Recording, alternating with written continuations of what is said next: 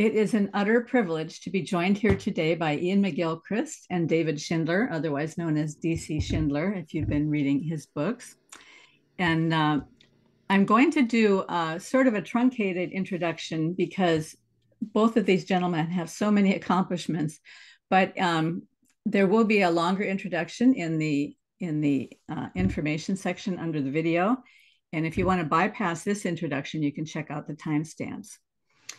So Dr. Iain McGilchrist's expertise is wide-ranging. He's a psychiatrist, a neuroscience researcher, philosopher, literary scholar, a quantum fellow of All Souls College, Oxford, an associate fellow of Green Templeton College, Oxford, a fellow of the Royal College of Psychiatrists, and a former consultant psychiatrist and clinical director at the Bethlem Royal and Maudsley Hospital in London. A research fellow in neuroimaging at Johns Hopkins Hospital, he has been in the past, and a fellow of the Institute of Advanced Studies in Stellenbosch. He's published original articles and research papers in a wide range of publications on topics in literature, philosophy, medicine, and psychiatry. He's the author of a number of books, but is best known for The Master and His Emissary, The Divided Brain and the Making of the Western World, which was published in 2009, and his most recent work, The Matter with Things, Our Brains, Our Delusions, and the Unmaking of the World. DC Schindler studied the great books as an undergraduate at Notre Dame, received a master's degree in theology at the John Paul II Institute, and then completed his education with a master's degree and a PhD in philosophy at the Catholic University of America. After teaching for 12 years at Villanova University, first as a teaching fellow in philosophy, and then as a founding member of the humanities department, Dr. Schindler returned to Washington, D.C. to teach philosophy courses at the Institute. He's published more than a dozen books, including Plato's Critique of Impure Reason and Love and the Postmodern Predicament, and more than 70 articles and book chapters. His principal thematic focus is metaphysics and philosophical anthropology, but he also works in political philosophy, phenomenology, the philosophy of science, the philosophy of religion, and philosophical theology. His main historical areas are ancient Greek philosophy, especially Plato and Neoplatonism, German philosophy, especially Hegel and Heidegger, and Catholic philosophy, especially Aquinas and 20th century Thomism. It's a delight to have you two gentlemen here today, and it's a delight to introduce you to each other because I've been following both of your work for a long time. And I had sent you a little bit of a heads up before we got going. Were you both able to look at that section? Yes. C.S. Lewis's book? So to just give the audience a little bit of a heads up, I had chosen a couple of pages out of C.S. Lewis's book, The Discarded Image, because that's a book that a number of the viewers here have been reading and thinking about for some time. And I just wanted to talk about this one little section in here. I think I'll put it on screen for people so that they can see it too.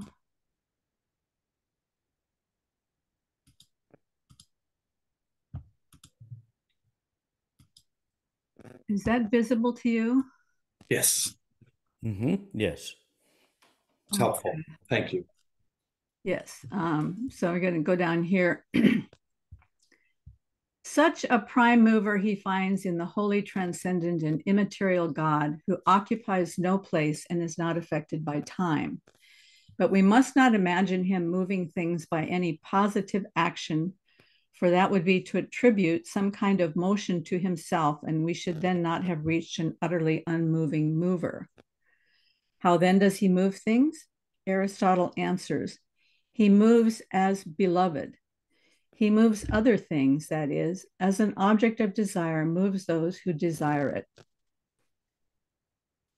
And then on the next page, he says, it would be easy to descant on the antithesis between this theology and that which is characteristic of Judaism at its best and Christianity. Both can speak about the love of God, but in the one, this means the thirsty and aspiring love of creatures for him. In the other, his provident and descending love for them. The antithesis should not, however, be regarded as a contradiction, a real universe could accommodate the love of God in both senses. So, wonder what you both think about this idea that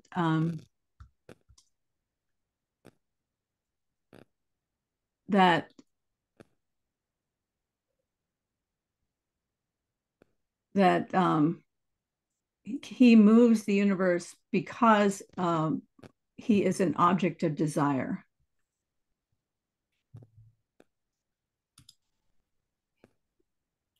David, I think you should go first, as this is an area of your deep scholarship, and I can come afterwards, like the jester or the fool, and make a few comments on what you've just said. Well, I mean, would you like to know, would it help if you knew why I was asking this question?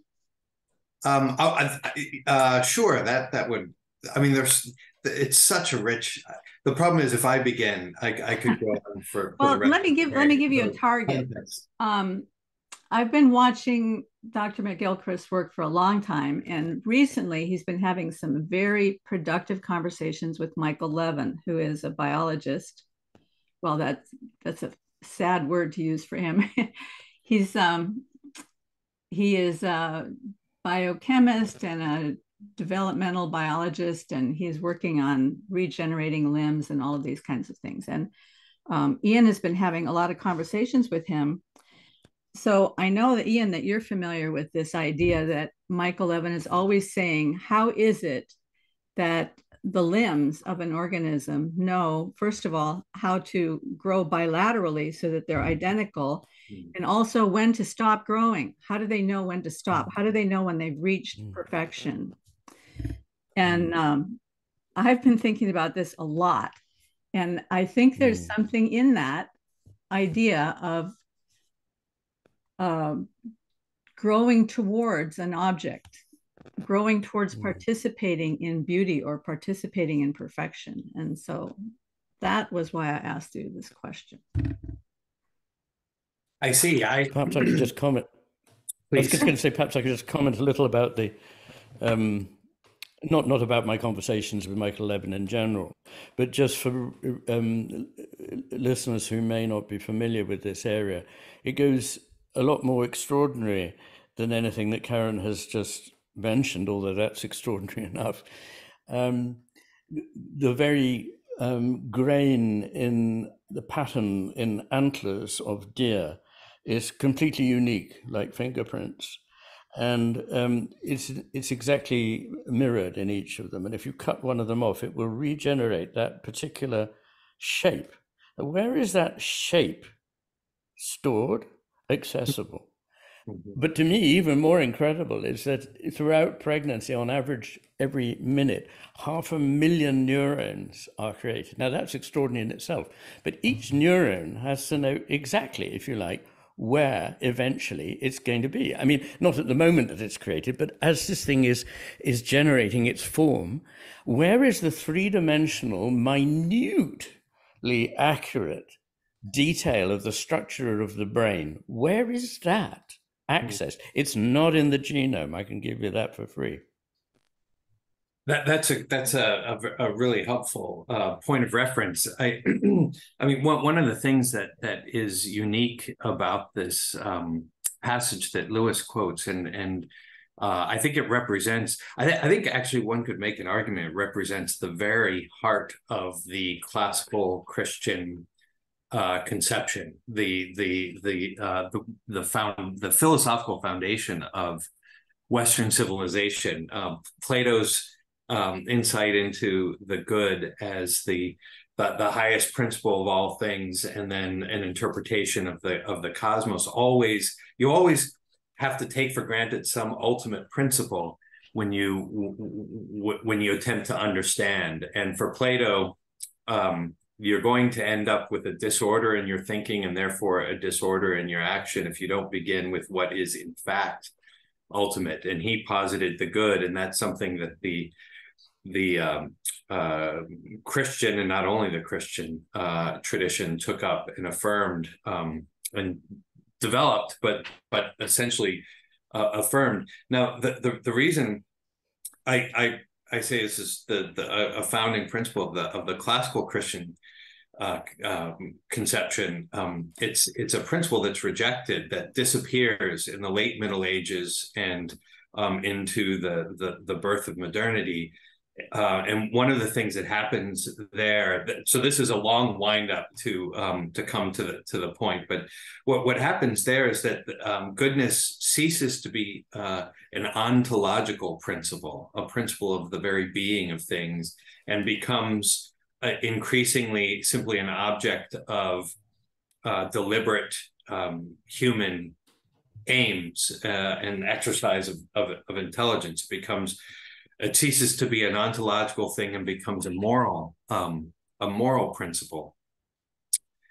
Now, that has incredible implications, but one of them is that in the classical world, so I lost you there, I'm afraid.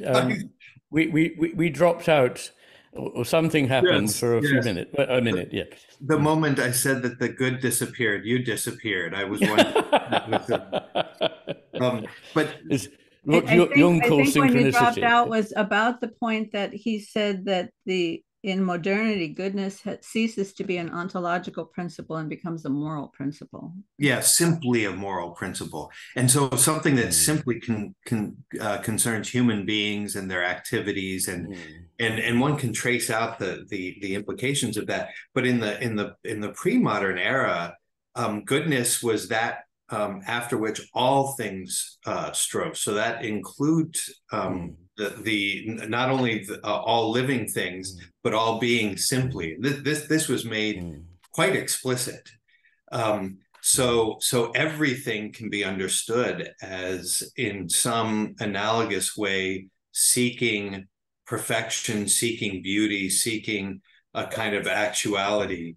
And it seems to me, if we begin with that kind of a principle, it's not so disturbing, you might say, that we come upon phenomena like the ones that you've described here, that we see that there's a certain tendency in a non-spiritual sort of non-intelligent, at least at this high level intelligence, a non-intelligent being that nevertheless spontaneously seeks a kind of form and perfection. That from a classical perspective, that's a sign of this love for the good that rules the universe, as it were. And I could say more about that, but I don't want to go on too long here. No, that's good. I mean, it's just that there's a number of really quite disparate strands here. I mean, they're not ultimately, but we need to be able to knit them together, I think, for the for the listeners.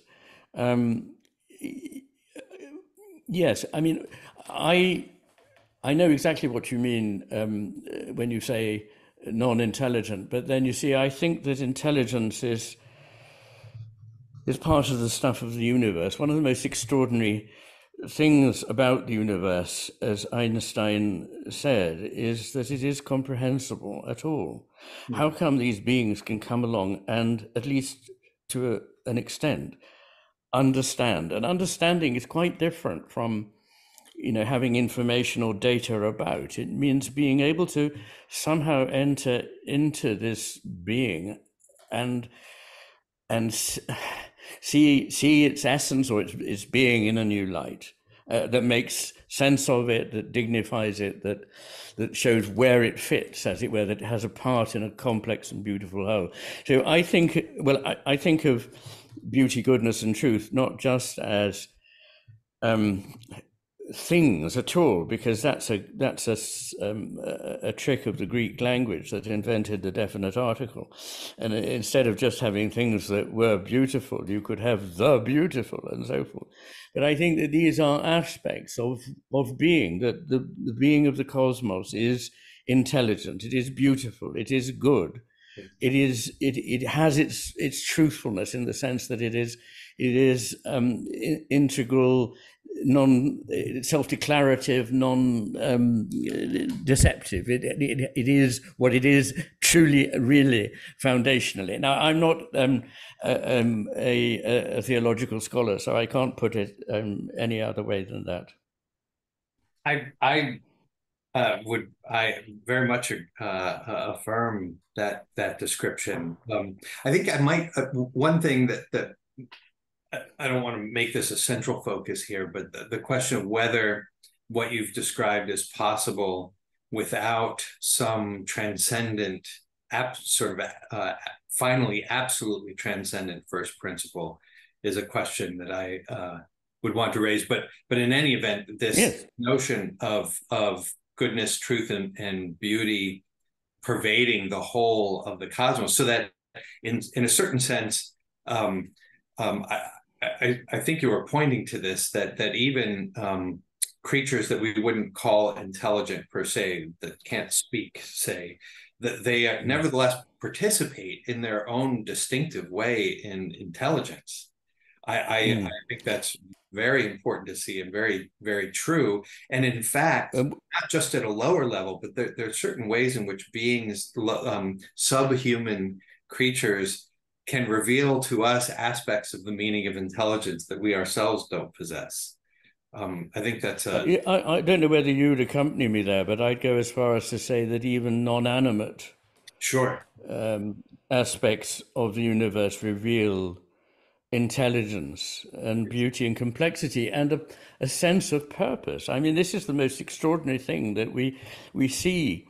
If you're a biologist, if you're even not a biologist, if you're an early cosmologist, you see things that you have to exercise extraordinarily perverse arguments in order to get away from the idea that there's something that's clearly directive here. And that brings us back to the idea of attraction, that there is something that attracts towards certain ends. I do strongly believe that. And since you raised it for the record, I would also agree that there is something that is transcendent, that embodies this set of values or principles, or however one likes to put it, and that is the ultimate primitive. We don't have a right word. It is the ontological primitive. It is being in itself, but also that, of course, what's wonderful is, and this is part of Christian religion particularly, that this God is both transcendent and immanent.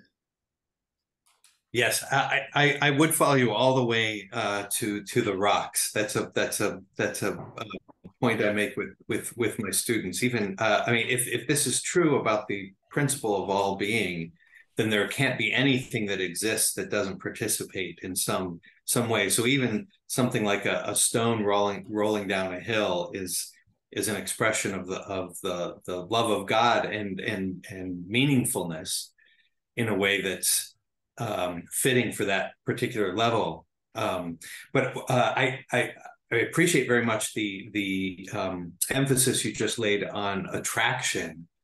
I think that's another very helpful dimension, because some of the things that are coming up here, I think, are very often misunderstood as in a kind of an extrinsicist sense. You have God above the universe, imposing order, ordering things from without, and establishing laws, the law of nature, which he then imposes in some way on creatures, which is ultimately quite an incoherent view if you think it through to the end.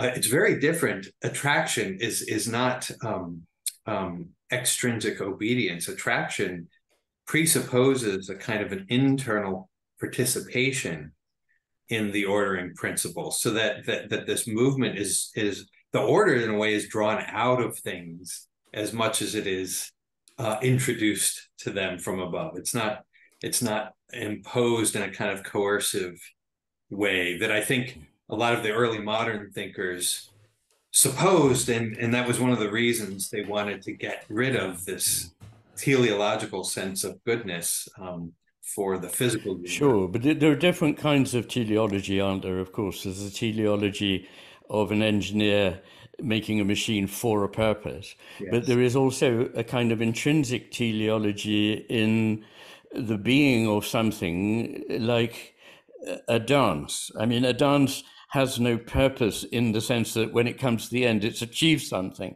but it's not that it's purposeless. Reading a poem is not purposeless, but you don't do it for a purpose in some way that somebody has ordained. This will produce a certain result. So as long as we get away from the 18th century deistic idea of an engineering God tinkering with the universe, we can come back to an idea of an ever not completely known, I would say, and this is where I may come into conflict with a more conventional theologian. But I think that there is room for a God that is unchanging, and a God who is like Whitehead's God, bringing the cosmos into being. And in that process, there is a reciprocation between God and his creation. Yes. And it's not just that God knows it all in advance and therefore just creates it. Because in that case, why would he bother with certain aspects? In fact, why would he do it at all? Right. What is essential here is the idea of relation. That first of all, love is a relation, not a thing.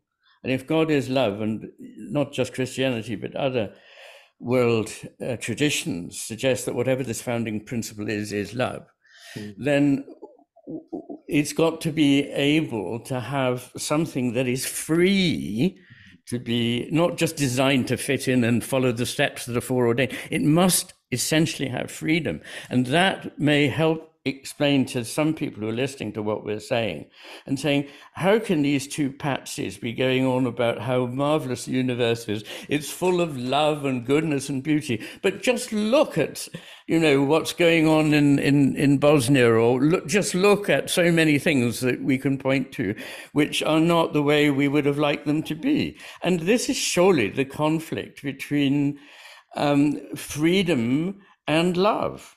That a true love must be free, and the price of freedom is that things will not always look like the things that we would think they should. Yes. And there's so many things. Your comments provoke it in my mind here. But one thing, just immediately in relation to your last point, I think some people think that if one insists on order, that expresses a kind of reluctance to take seriously disorder and suffering and pain and such things. But in fact, I think the only way to take those things really seriously is to sustain a belief in ultimate order. If order is not ultimate, then suffering is just as good as pleasure. There's just no real difference between happiness and despair. They become it all sort of flattens out into meaninglessness. We feel suffering as tragic and as an affront precisely because we all, I think, naturally, spontaneously recognize order as ultimate. So.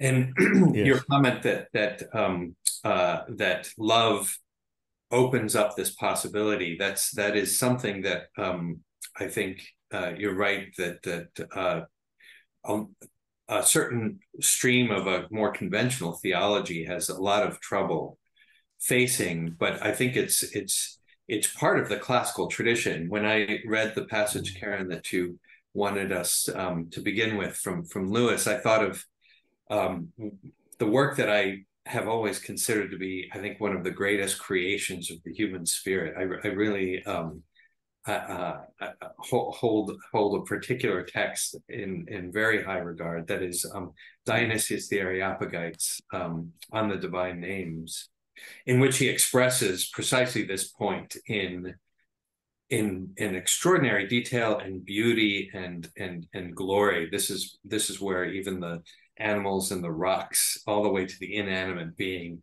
is seen to share in this. But at the heart of that, he says that this desire that moves all things towards God ultimately is an image, and this is where it becomes very paradoxical, an image of the desire that God has for creatures, that there's a reciprocity of love.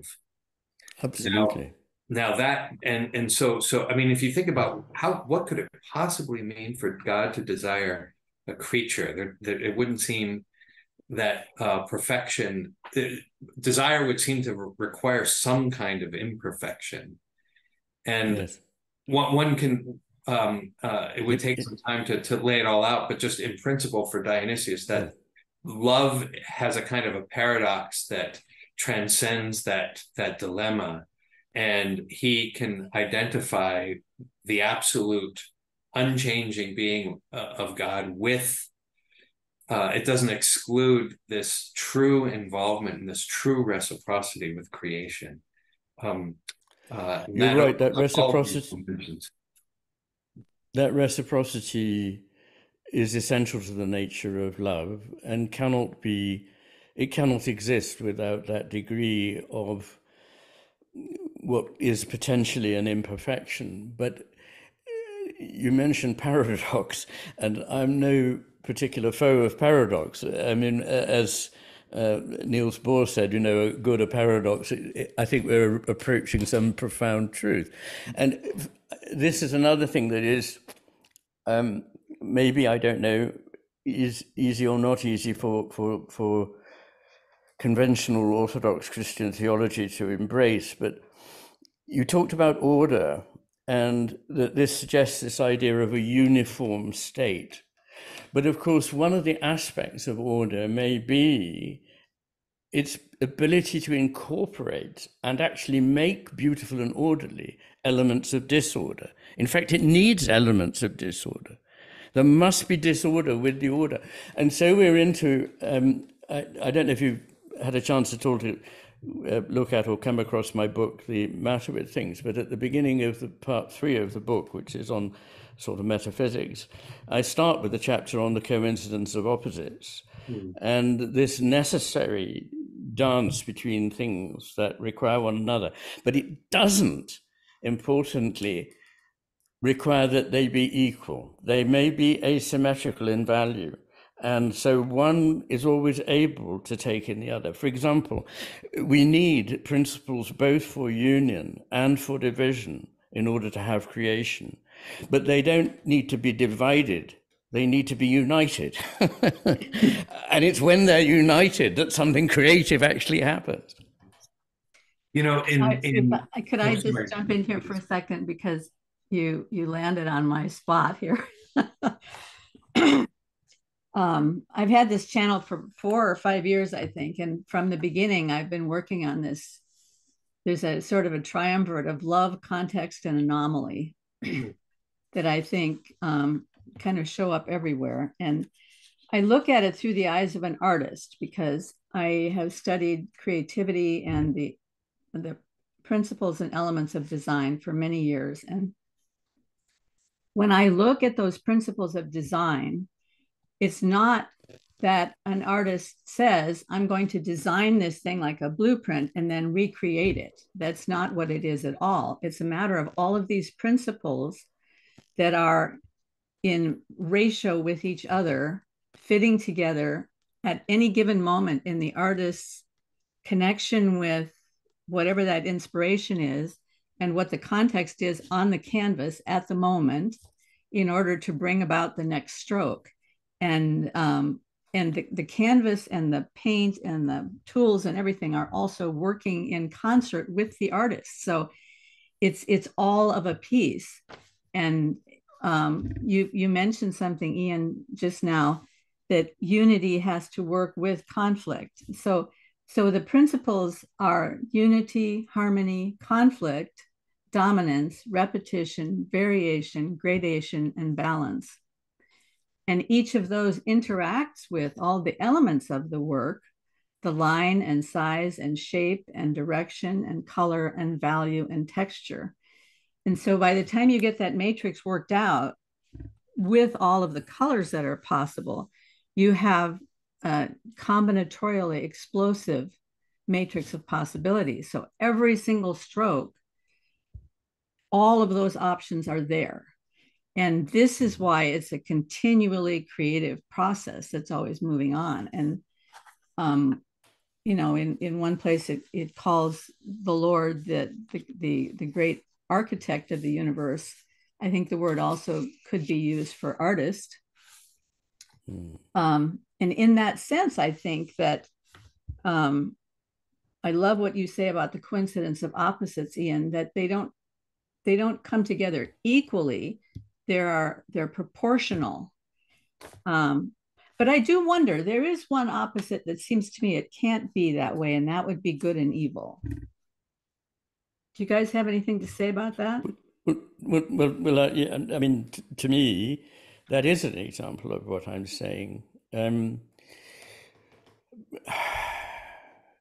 mean, first of all, what I'm not saying, just to go back to something you just said, what I'm not saying is that when there is a coincidence of opposites, they are sort of asymmetrical in the sense that you can see one as big and the other as lesser.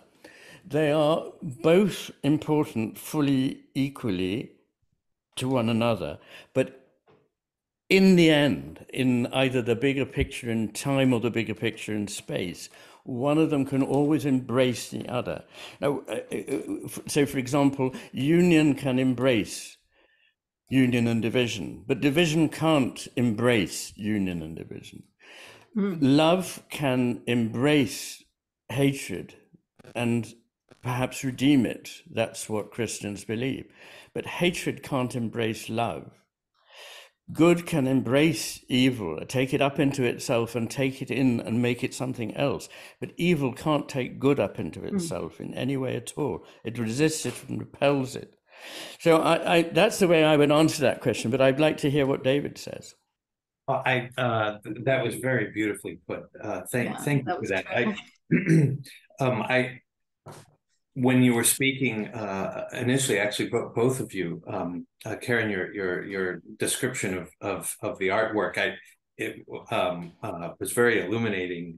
It brought to mind you talked about God as the architect. It's interesting in the Septuagint, when Genesis says that God looked on the world he created and saw that it was good, the word there is kalon. It's not agathon, it's kalon, which is often translated as beautiful. That he saw that it was beautiful, and insofar as beauty has to do with this intrinsic kind of goodness, I think that's a really helpful way to think about it.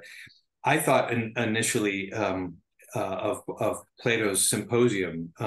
There are many strands I'd like to try to tie together here, but in Plato's Symposium, it's one of the first philosophical texts about the nature of beauty that we have. It's a dramatic text, which I think is not accidental. And in the attempt to define, what's so interesting about that text is there's so many words for order and references to order and the proper seating, and he's constantly referring to this need for order. But it's the one dialogue where you have this disorder that's introduced to it when Alcibiades famously enters into the Symposium and stirs things up, turns it all over. But what you realize is that in fact, it adds to the beauty of the dialogue. The dialogue itself becomes this expression of beauty. Now, how is that possible?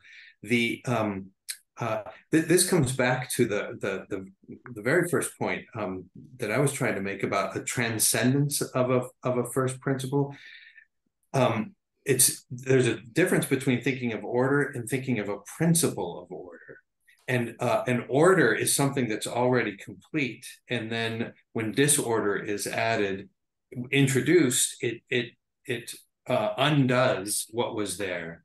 But if you think of order as arriving from a transcendent principle, it gives order to things, but it's not exhausted by that. So that if an introduction of a contrary principle arrives, it can incorporate even that and recast it once again in a surprising way, in an even more beautiful sort of way. And that's, I think this is the pairs that Iain was describing, about love being able to embrace hatred and good, evil, in that way. That was beautifully said. I think if you think of it in terms of this this inexhaustible principle that constantly can give itself, there's no limit to, in a way, the contradictions that are made to it. You know, the affront to the beauty it represents. There's no limit to what it is capable of embracing and overturning and revealing yet a new dimension of the love. Well, the way that Jordan Peterson kind of draws the analogy there is of the walled city being a representative of order. So if we think of that as order as a transcendent principle, and then outside the city is chaos, but that chaos is where all the unknown resides. It's where all the creative opportunities reside, is out in the unknown. And that he talks about the hero being the one that navigates out with one foot in order and one foot in chaos, with the potential to find the treasures hidden in the chaos. But the reality is that anytime an individual falls out of order into chaos, which can happen many times in your lifetime, that is the time when you can look around in the chaos, if you can imagine that there is beauty there, and you can find beauty in the chaos. And that's why we can come out of trauma and painful situations with a treasure that we can bring back into the ordered life. And that also makes me think of the way Michael Levin is always talking about that he thinks the evolutionary principle is not evolving the creature, but rather evolving the capacity to adapt.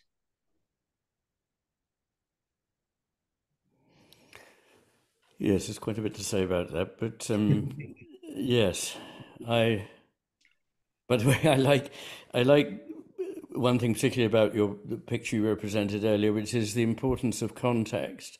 And in fact, what you went on to say just exemplified that everything changes because of the context in which it is. So when we're talking about these things, we think of them in a very abstract way, you know, beauty, ugliness, order, chaos, and so on.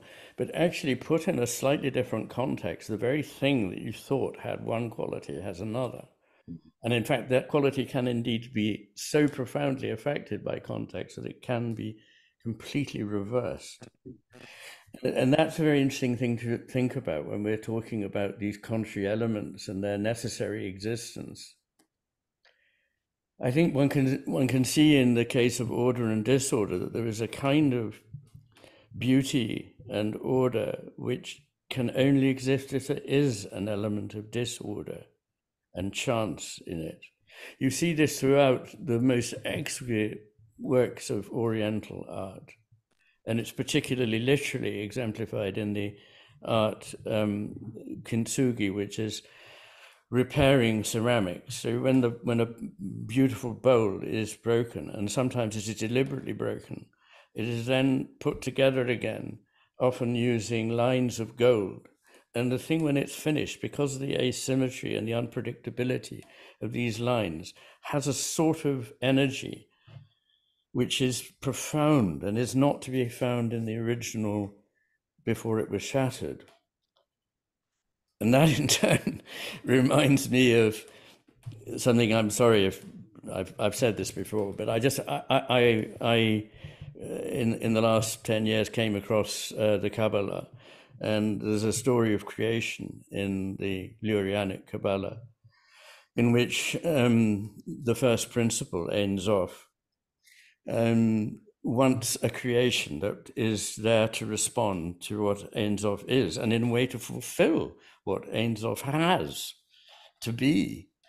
And his first act is not to do anything positive, but actually to withdraw. So first of all, you've already got this slightly odd and interesting act, which seems like a negation, but it's actually the creation of a place where something other can be. And it's a parallel, I believe, to the idea of kenosis in Christian theology in a way.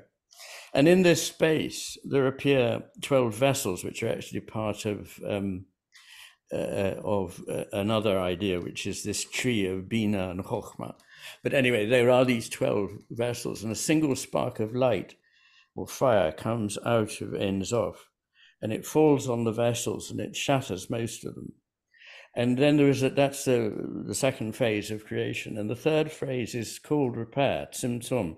And what it is a phase of creation which gives a specific role to humanity, that only humanity has achieved the level where it can see that what needs to be done is not just to survive or to evolve or whatever, but actually to put together again something that has the potential to be even more beautiful and deep than in the original vessels that were shattered. The Felix culpa, one thinks of there. The Felix culpa, yes, that you could exactly, yes, that's an analogy, yes. Although I'm not sure that in Christianity it's ever suggested, is it, that I mean, it's a Felix culpa because then it enables Christ to, etc. But this idea that actually out of it something better comes, maybe that is in the whole idea of the Felix. I think so. It's that, yes. That there's a right, the restoration in Christ is not just going back to what was given originally.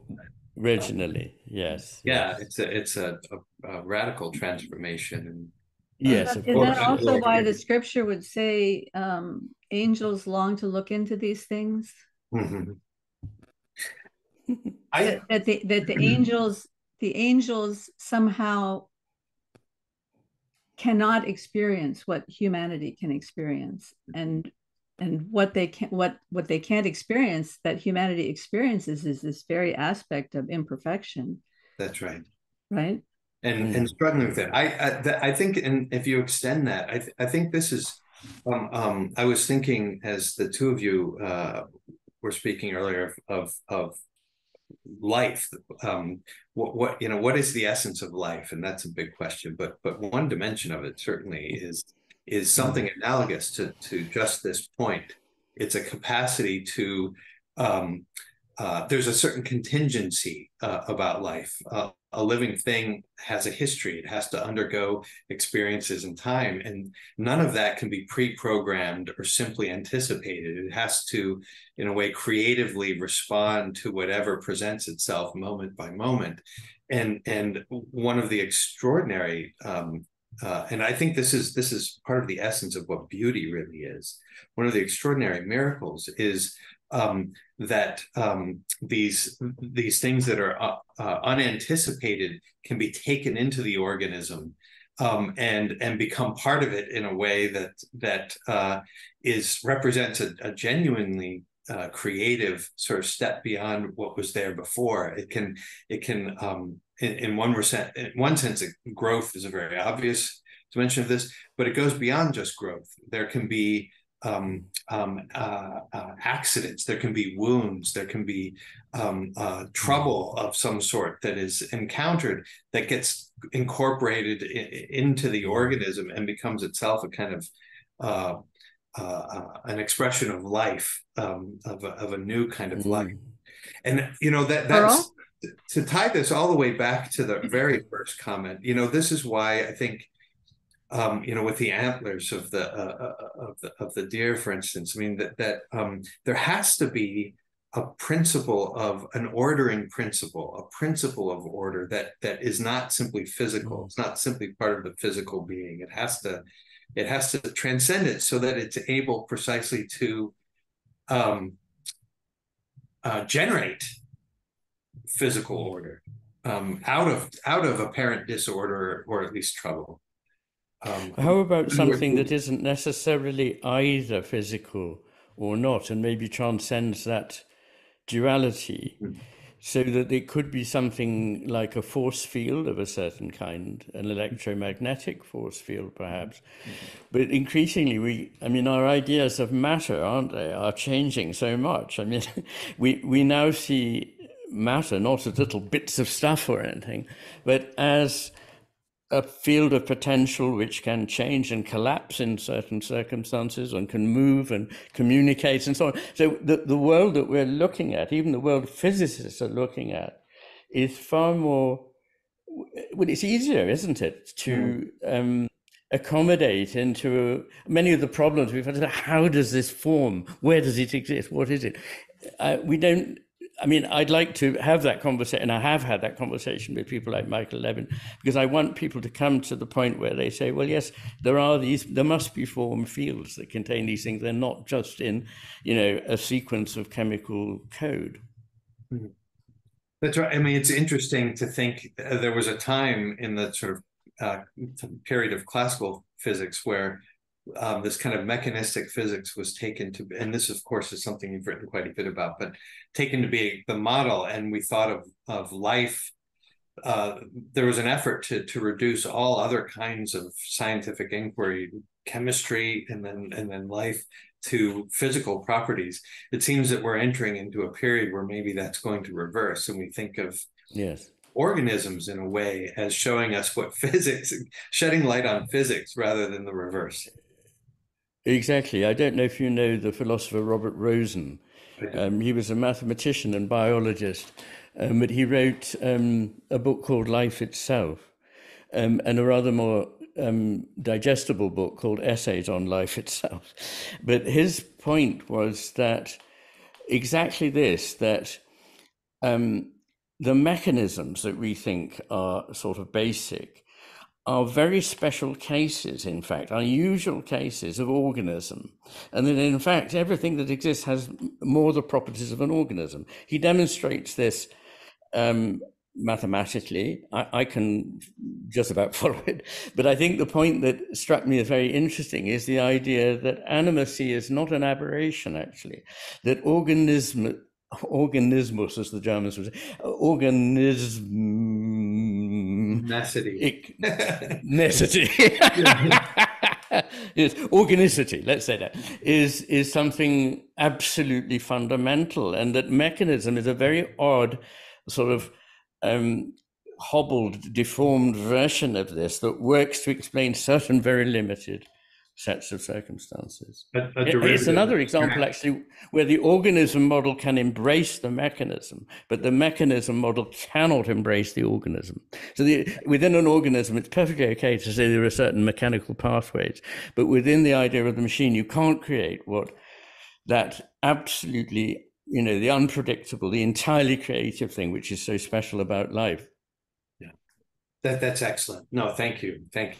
And one wonders too, the relationship between, so that there you're describing the relationship between life and the animate and the inanimate in this interesting way. I wonder if that analogy would also hold with life and intelligence. That there would be a kind of an analogous relationship.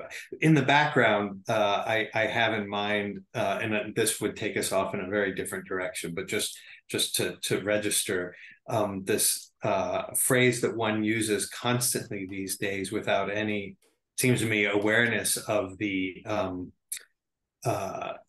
what's at stake and what's implied by the phrase artificial intelligence. I think is deeply disturbing. Just the very phrase, regardless of what might happen with these things, but the very phrase itself, I think, already implies a radical revolution in our thinking. It seems to me that you can't think unless you live. That there's I completely agree, and more I'm having conversations with AI people about this. I think that it should be called artificial information processing. It has no features of intelligence about it. And that one of the problems there is it can know an enormous amount of thing in inverted commas. In other words, it has a store of data. But it can't actually create out of that. It can do something that looks like creation, and AI specialists will say, "Oh yeah, look here, it's been creative." But what it's actually done is it's gone around the cyberverse very, very fast and found certain shapes and so on that it thinks it can use. But in fact, in order to be intelligent, as you say, you have to live, including the bad side of that. So I don't think that anything can be intelligent, and certainly cannot interact with a human being in a way that has true meaning unless it knows that unless first of all it has a body, secondly it has emotions, thirdly it has the knowledge that it can suffer and has experience of suffering, and it knows it's going to die, that it is, death is not somehow a negation of life, it's the yin-yang bit of life that can't be done away with. Maybe it's a childish sort of, I make that point in a kind of maybe a childish sort of way, but I was saying to a friend the other day, I won't take an example of artificial intelligence seriously unless it poops. and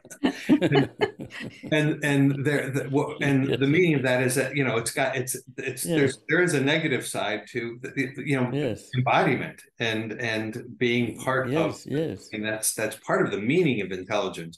But I think one can connect all of this then back with what it means to say that love is the principle. Goodness, truth, and beauty, and love are the principle of the cosmos. I mean, this whole line of thought makes sense in relation to that, and the moment you lose that, then it seems to me there's going to be a kind of an inevitable drift into a certain kind of mechanistic thinking, a reduction of intelligence to information processing, a kind of a loss of a sense of beauty and dramatic sense of beauty and so forth. I mean, one can go on and on. Have unless these values are brought into the... Sorry. I'll ask later. Go ahead. No. Well, I was going to say, unless these values are brought into the forefront, they're sort of assumed to have answers. So, for example, some people seem to know what they think progress is. They think it's obvious what progress is, and they think we're making it.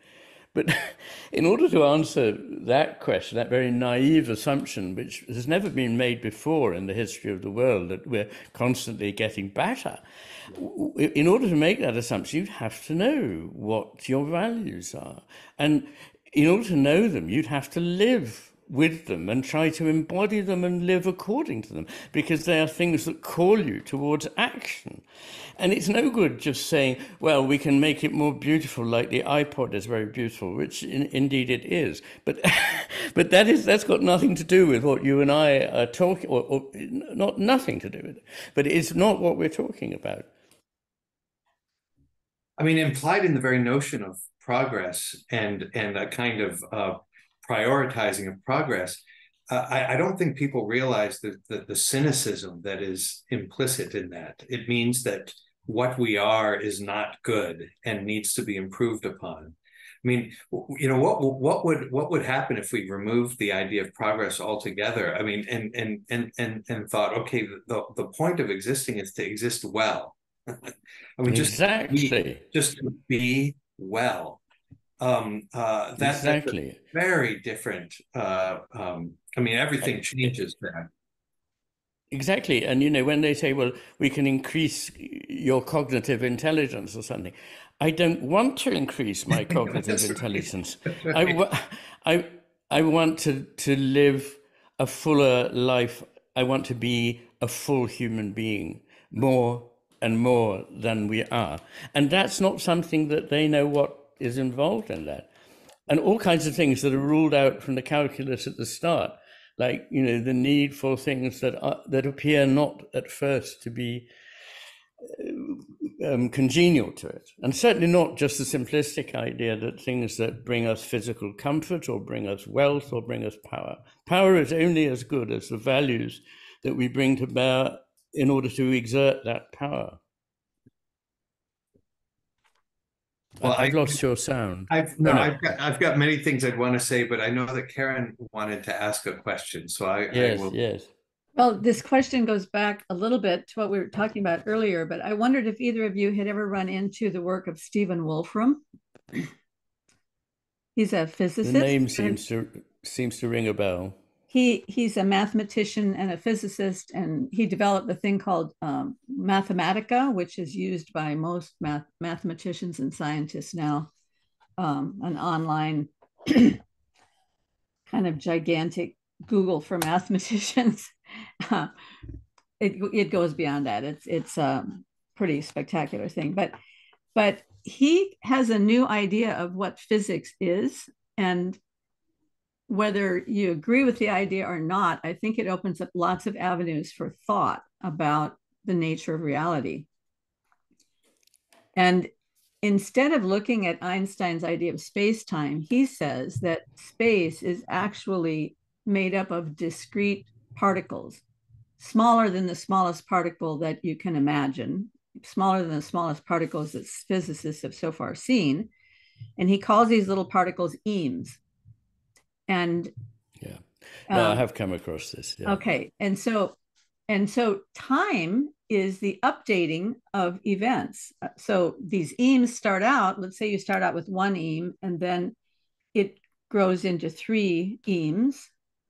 And then whenever a certain pattern shows up, time updates that event, and then new eames are created, and then time updates and time updates.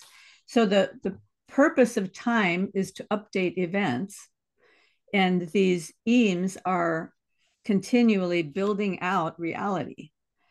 And I played with this idea quite a bit and had a lot of people on, talked about it, researched it. And one of the things that occurred to me, because he talks about, originally he talked about there being one rule, that these eames are responding to a rule. But I think then he realized that there are certain implications of that idea, of there being only one rule, that he didn't really want to deal with. So then he decided it's operating according to all possible rules. So at any given moment, any eame can be responding to all possible rules. But I went back and kind of played with this idea. What if there is just one rule, and that one rule is love? I don't know what the eames explains. What does it help explain that isn't otherwise explained? That's an interesting idea. What does it help explain? It's massively prodigal. I mean, it certainly doesn't conform to any kind of Occam's razor. It's rather like the multiverses and so forth, which you can multiply ad infinitum, and in one of them everything will be true, so nothing is true, so we might as well fold up the conversation. So I don't like this idea, and I particularly dislike the idea that whatever is real is compounded of small pieces. Many of the problems in mainstream Anglo-American analytic philosophy now come from the need to start from something small and see how the hell does it get aggregated into a mass. So you even find consciousness must have little tiny bits. But I don't believe this for an instant. It's an artifactual problem from a certain way of looking at the cosmos, in my view. And it's also the view of David Tong, who's the professor of physics at Cambridge, that there is no evidence for discreteness. I mean, discreteness, not at the basis of everything. Of course, it comes in. As I said, union needs division.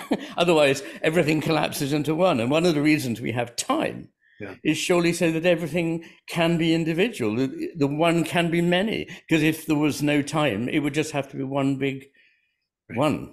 And then there could be no relations and there could be no love. And I profoundly believe that everything exists in relations, which exists actually before the relata. Well, that's exactly what I think Wolfram is talking about, though, is that if everything starts out with one, and then the nodes that connect all of these various ones are the relations, then the entire map becomes a matter of relation. Now, the question is whether he's just developing a map or whether he's actually got some idea about a concept of reality. That's where the question comes in. But it is all about relationship, because all of these nodes relate to one another over either near or far distances. And I understand what you're saying about not wanting to start with the idea of small particles and build up from there, because that's how we got into all this problem, right? Yeah. I mean, one way to put that is to say that the one at issue here can't just be it can't be a particle. Mm-hmm. That exists at the same level of the then differentiation that proceeds from it, because then the differentiation, I mean, you start with one and then two. The two represents a loss of the unity, and you get increasing fragmentation. If the one is something, again, I keep coming back to this point, but somehow transcends that. It's able to differentiate itself without losing unity, and you get simultaneity, a more paradoxical and living relationship of unity and difference. And one of the implications of this, I was struck by the phrase you used about time updating itself. I don't think time can update itself. I think without qualification, that there has to be a time transcending principle that allows things to update themselves in time. And this is in the classical understanding. It was impossible to conceive of time except in some relationship to what transcends time, because otherwise time just becomes pure dispersal and kind of ultimately an endless fragmentation that is equivalent to disorder, to chaos. Because you have to have duration as well as exactly. Time is flow. Time is this whole idea of updating is so cybernetic. It sort of comes from a machine. Only machines need to update. I mean, this thing doesn't need updating at all. And time isn't of that nature. Time isn't particulate. That's one of the main things that's gone wrong with modern philosophy, in my view. And I agree wholeheartedly on that point. I mean, time is enormously mysterious, but there are certain things you can say, I think, about it. And one for me is that although you can retrospectively turn it into points, it can't exist as points or be put together from points. They are an artifact of the analytic mind's retrospection on something that already exists.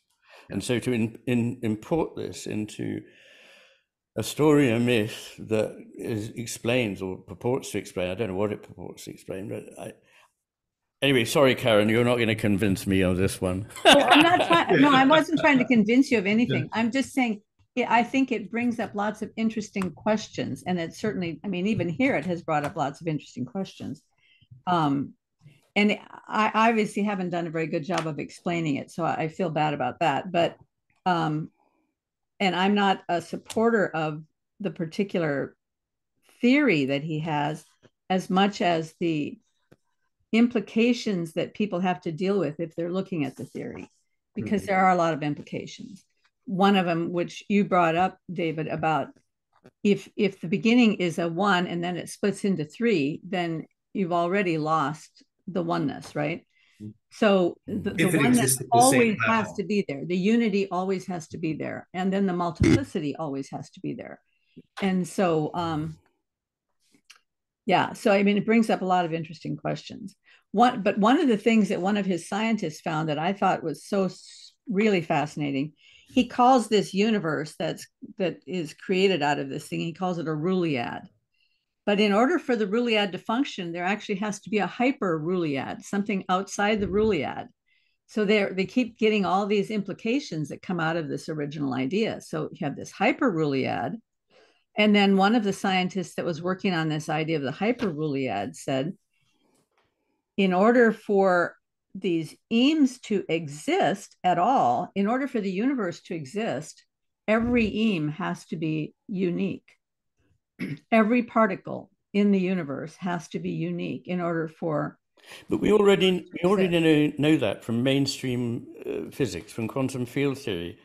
I can quote you Richard Muller, saying that every particle we think of particles as being of 9 kinds, and that we can specify what they are, but no one particle is ever the same as another. And there are 2 reasons for this. Yes. One is context and the other is time. Yeah. So each of them must exist in a different context, and part of that context is the time at which they exist. So we already have that. But I'm deeply, deeply suspicious of people who need to invent, oh God, Eames, Rouliads, hyper-Rouliads. I'm awfully sorry. This kind of thing, gives me the willies. This Richard Muller, I'm going to have to look that up, because I've thought about that for a long time, how every single particle that exists has to have an identifier in terms of the location and the speed and the context and the time in which it exists. And so everyone is it's automatically unique. But I had never heard anybody talk about that before. So Richard Muller, I'm going to look that up. I mean, well, I may have got the name wrong. Sorry. In classical metaphysics, this is the implications of a principle of analogy, that there's no mere identity anywhere in the cosmos. It's I always go back. I can't help but always go back to Plato with these sorts of things, and see so many of the new ideas and new terms are variations on something that one can find already in the earlier thought. Well, so when we talk about this issue of context, how do you prevent falling into postmodernism? I know I listened to one of your conversations, Iain, that you did with, I think, Rowan Williamson, and you had started talking about context and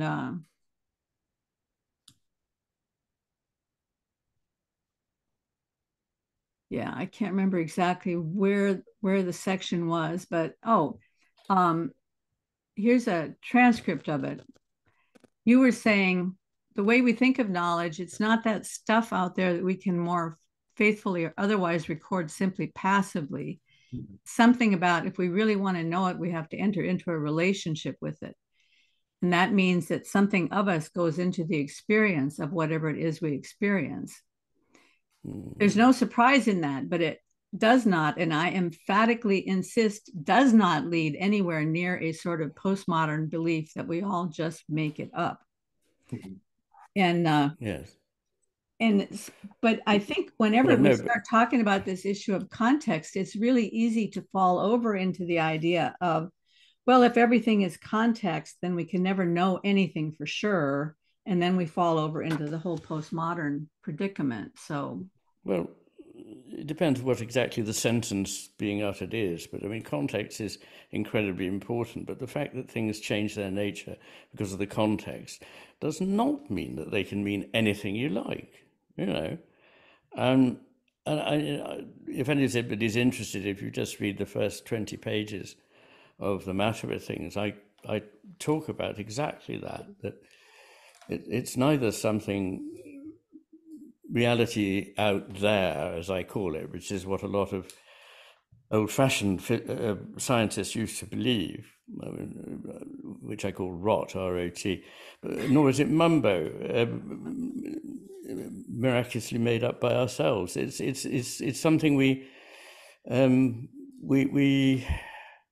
come into a relationship with, and in that relationship we find whatever it is that is there. So it's always different because of the relationship, but it's not as though it's so vastly different that we can't have some coherence in our lives. Every time a piece of music is played, it's going to be somewhat different because it's played by different people and different aspects of it will come out and others not. But I can't just make Mozart's G minor quintet sound like anything. No, it's very strictly what it is. But every single performance of it and every single hearing of it will be different because the hearer is a different person at a different stage in their life with a different intelligence and so on. So people will see and experience different things. But there's nothing in this very important idea that all is in a relationship, which leads us into a kind of despair that we can't say more clearly that certain things are truer than others. Really, that is so foundational. It seems to me. This is exactly the point of analogy, I think, and we're back to the relationship that we've been talking about the whole time, the one and the many. Really, those aren't opposed. unity and differentiation are not opposed. And once you grasp, of course, I mean, that really is the fundamental principle here. Once you grasp that, to say that the piece of music is different in each context doesn't mean it's not the same in each context. It's the same and it's different at the same time. Yes. And the very things that are the same appear in a different way at every different moment. This is what analogy is all about. We never get outside of analogy. Yes. Grasping every sentence that one says, the words of the sentence are never reducible back to the conditions under which they were spoken. There's a meaning of the words that's always going to transcend context, but that doesn't mean that the context does not profoundly condition the words at the same time. Those things are not opposed. That's the basic principle. Yes, and it's not open to somebody else to come along and say, well, I think this means something completely different. I mean, they're going to have to argue very, very convincingly why they say that. Yes. You know, I give the sort of example that, you know, you can see Hamlet as, if you want, as a reflection on European politics in the early 17th century. You can make that argument. You'll miss most of what it's really about in the process, rather like people who insist on applying an ism of some kind to any great work of art. Well, congratulations, you came away within your hand the thing that you took there, but you haven't learned anything new and you haven't seen anything beautiful. Instead, you've just substituted your rather simple idea for it. But what you cannot say is that Hamlet is a story of the condition of slaves in 11th century Azerbaijan. I mean, it just isn't. So there are very strict constraints to what things can be. And within that, there is a lot of degree of intelligently and sensitively used freedom, which is engaged in trying to make a better and fuller contact with the original, not bringing to it your half-baked idea that is your ism that you want to apply to everything.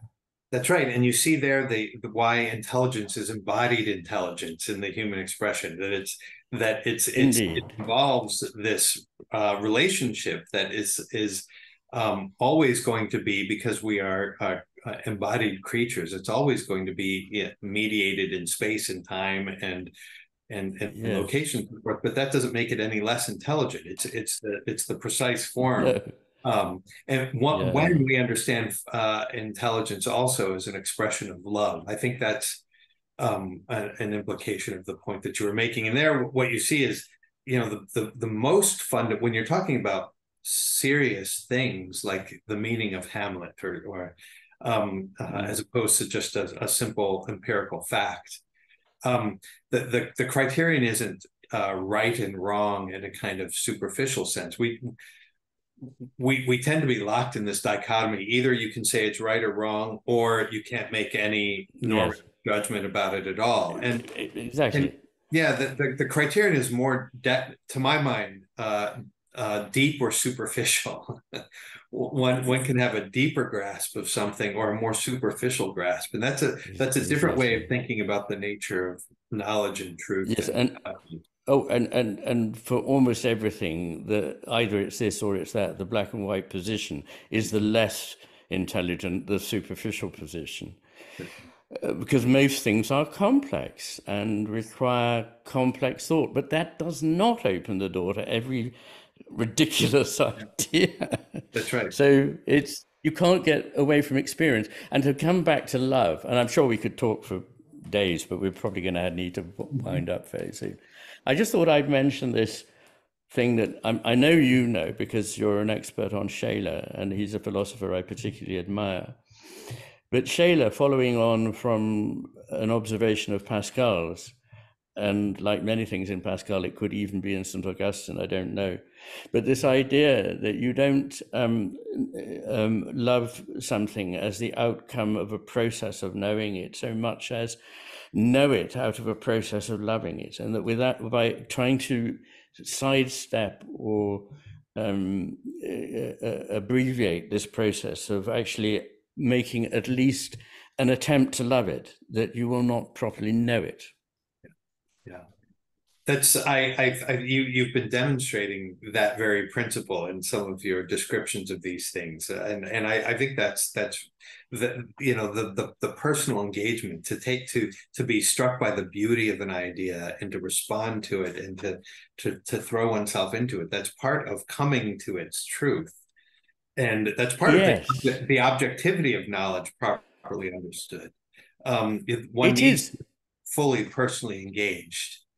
It is, and I think it's Michael Go on. Polanyi. Sorry, I didn't. Michael Polanyi has said some really profound things on that score. He's wonderful. Yeah. I was thinking of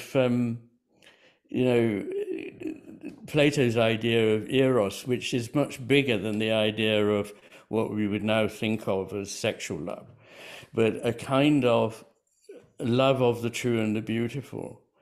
And it can also that can encompass at a lower level some degree of what we mean by eros, because people talk about just sex. That's a phrase that people use, but I don't think that there's ever anything just in that sense about sex. Sex is always an amazingly complex, beautiful, or should be, in my view, thing that is part of the whole coming to terms with life, physical and mental. And I remember it was an insight I had. I'm sorry, I'm being very self-confessing here, but it was an insight I had in some therapy I did, was that I actually find that ideas, to me, are not just either true or not, but also have a degree of beauty that even has an erotic charge. It's something that pulls you to them. Ideas can be true and beautiful.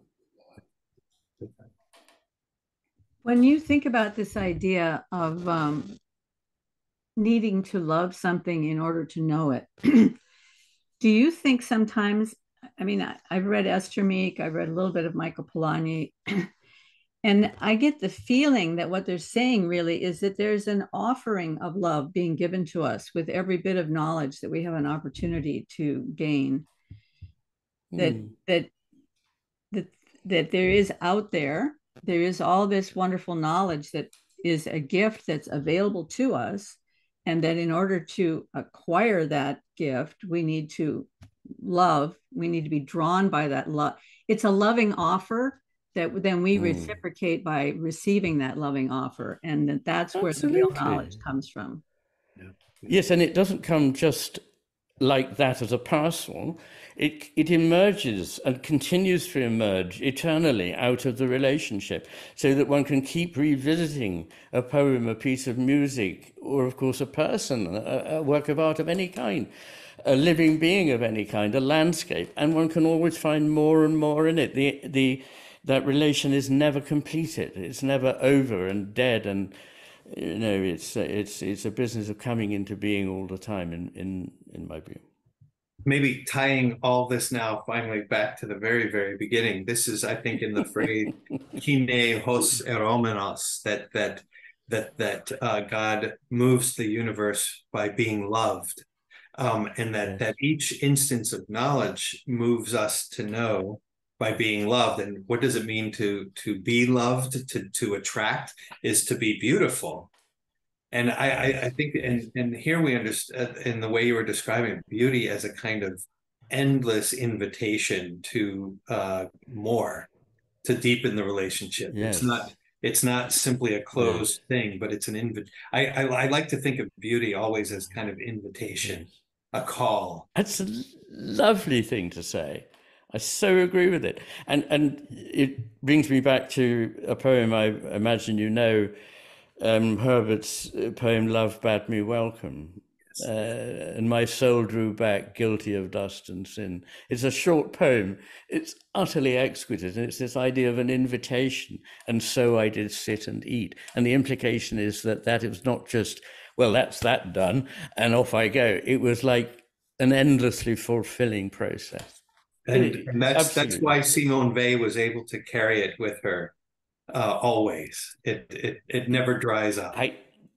Yes. She's another wonderful person we could talk about. I'm very sorry, but I feel I need to, bring things to a bit of a conclusion. We wrapped it up beautifully there. So the banquet, we could call it the banquet, right? The banquet. Oh, wonderful. Well, thank you very much, David and Karen. And it was a real delight and a joy to talk to you. So a pleasure to meet you. And Karen, thank you so much. It's nice to see you again. Thank you for making that possible for us. Yes.